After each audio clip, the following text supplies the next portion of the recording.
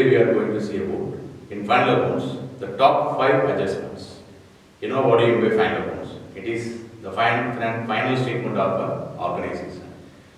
Every organization prepare every year the financial statement at the end of the year.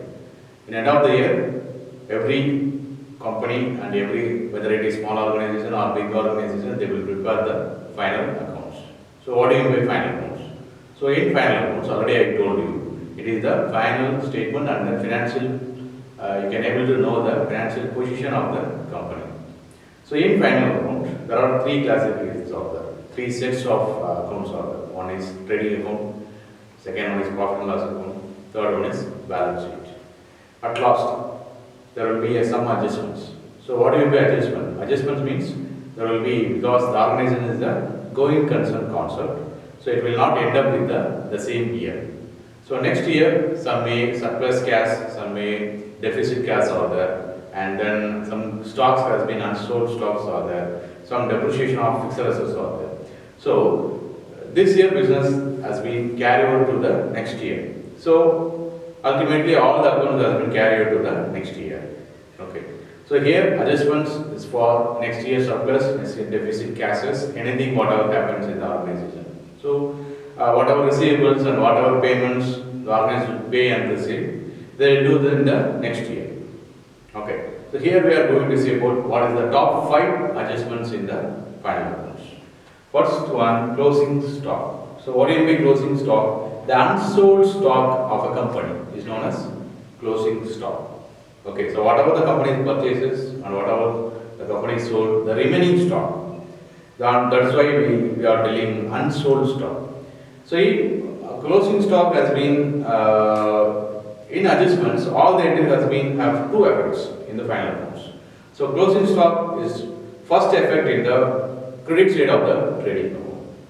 Credit side of the trading account. And then the second effect in the balance sheet, you have to put in the asset side. Okay, so closing stock having 2 effects. One is in the credit side of trading account, and the second place in the balance sheet, asset side you have to put. And number 2, depreciation. Depreciation means a decrease of, a gradual decrease of a fixed asset. So depreciation is the, already I told you it is indirect expenses, and then we have to specify the first place in the debit side of profit loss account, and then in asset, which means in the balance sheet, asset side, we have to deduct the depreciation value from the concerned asset. So there will be 2 effects in depreciation in final accounts. One is debit side of profit loss account, and then in asset side, in concerned asset, we have to deduct the depreciation value from the concerned asset. And number 3, outstanding expenses. Outstanding expenses means yet to be paid, still not yet paid by the organization.